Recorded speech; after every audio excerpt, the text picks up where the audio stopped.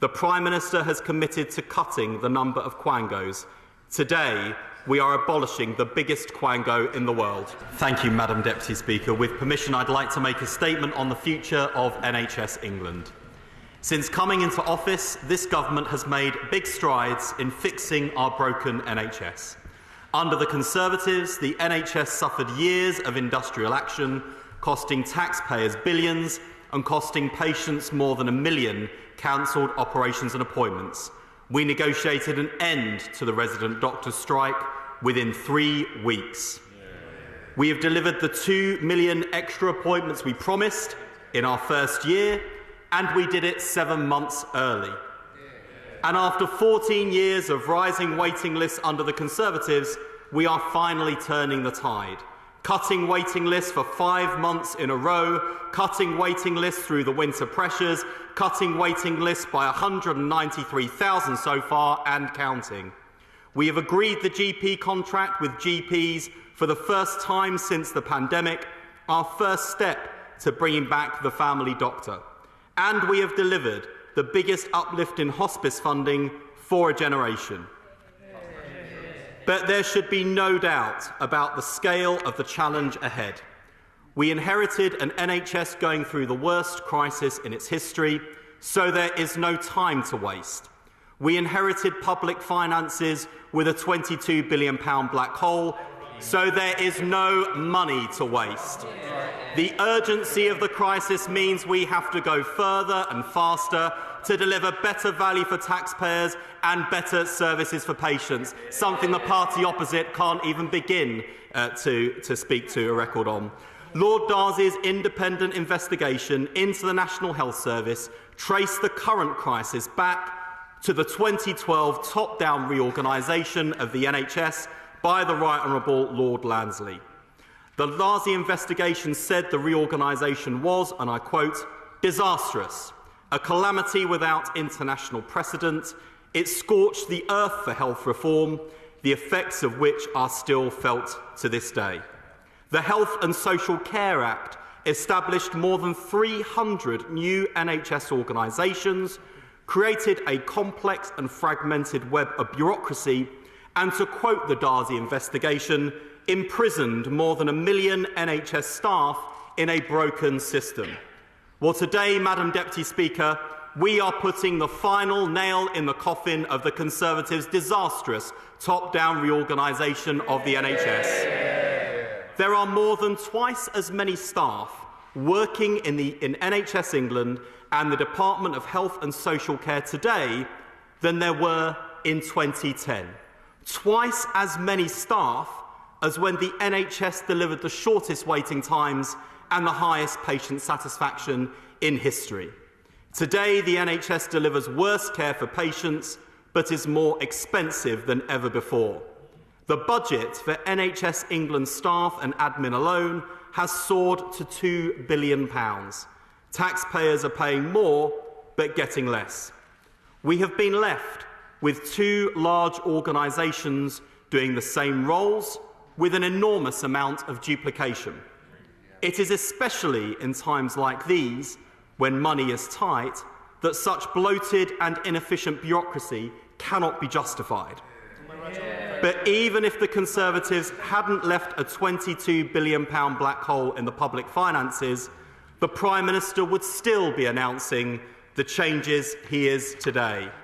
Because every pound that is wasted on inefficient bureaucracy, in good times or bad, is a pound that can't be spent on treating patients faster, nor can it be spent on fixing our crumbling schools, lifting children out of poverty, or putting money back into people's pockets. There is always a duty on ministers to get as much value for taxpayers' money as is possible, and I cannot honestly say that it is achievable with the way that my department and NHS England are set up today. Nor can I say that the current setup is getting the best out of our NHS. I'm sure members will have heard their local NHS leaders complain about the top-down way in which the NHS is run. It is something I have heard for years. And now I find myself at the peak of this enormous mountain of accountability, I don't just recognise the complaint, I agree with it. Frontline NHS staff are drowning in the micromanagement they are subjected to by the various and vast layers of bureaucracy. In the Hewitt Review, the former Health Secretary, my right honourable friend Dame Patricia Hewitt, reported that one local service was required to send 250 reports and forms to NHS England and the Department of Health and Social Care in a single month. That is time and energy that is not being spent delivering care for patients. The Hewitt Review also concluded that having two organisations doing the same jobs has led to, and I quote, tensions, wasted time and needless frictional costs. Since coming into office, I have sought to correct that by building a one-team approach between my department and NHS England, working towards our shared mission of building an NHS fit for the future. Today, the Prime Minister is announcing that we are turning one team into one organisation. I want to acknowledge that there are talented, committed public servants working at every level of the NHS and my department, including at NHS England, who I've had the privilege of working with over the past 8 months. The reforms we are announcing today are not a reflection on them. They have been set up to fail by a fragmented system that holds them back. The actions we are taking today will change that. Work has already begun to strip out the duplication between the two organisations and bring many of NHS England's functions into the department. NHS England will have a much clearer focus over this transformation period. It will be in charge of holding local providers to account for the outcomes that really matter, cutting waiting times and managing their finances responsibly.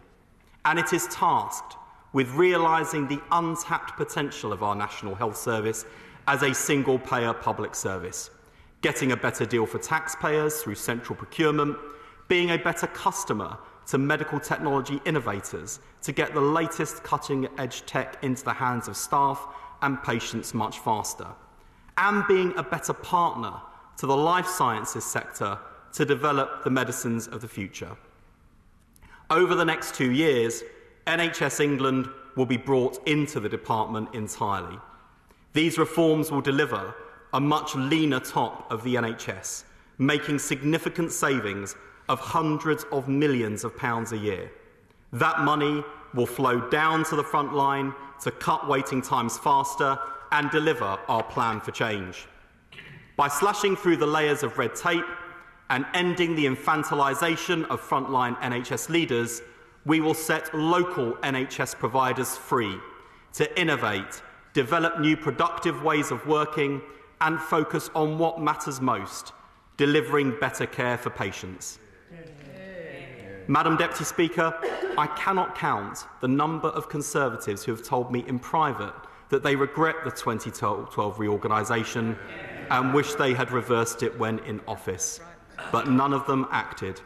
They put it in the too difficult box while patients and taxpayers paid the price, because only Labour can reform the NHS. And, Madam Deputy Speaker, the government is proving that only Labour can be trusted to reform the state. The Prime Minister has committed to cutting the number of quangos. Today, we are abolishing the biggest quango in the world. I'm delighted that Sir James Mackey will be leading the transformation team as the Chief Executive of NHS England. Jim has an outstanding track record of turning around organisations, balancing the books, driving up productivity and driving down waiting times. He is putting in place a new transformation team to drive change. And alongside Dr Penny Dash as the incoming chair, I'm delighted to have such a capable leadership team of radical reformers to lead NHS England with me through this transformation. I would also like to take this opportunity to place on record my heartfelt thanks to Amanda Pritchard, who has shown an outstanding commitment to our National Health Service over her decades of service, which I know remains undiminished. She has also been a rock of enormous support, not only in the past 8 months, but also in the past few weeks as we have worked together with Jim preparing for this change. I'd also like to place on record my thanks to her deputy, Julian Kelly, who is one of the most outstanding public servants of his generation, and I'd like to thank the rest of the leadership team departing at the end of this month. They deserve our thanks and best wishes for the future. Yeah. Madam Deputy Speaker, change is hard. There will always be cautious voices warning you to slow down.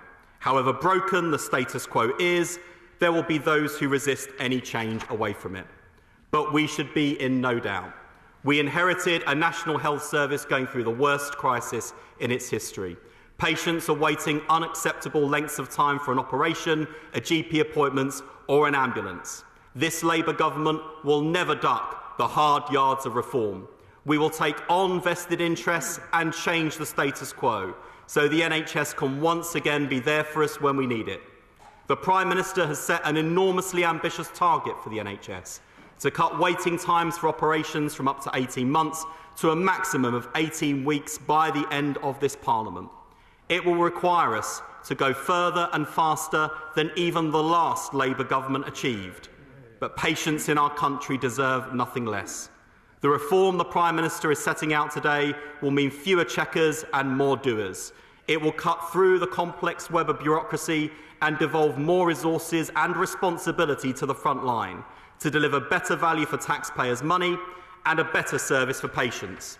And it will set the NHS up to deliver on the 3 big shifts needed to make the service fit for the future, from hospital to community, analogue to digital, and sickness to prevention. Madam Deputy Speaker, the NHS is broken, but it is not beaten. Together we will turn it around, and I commend this statement to the House.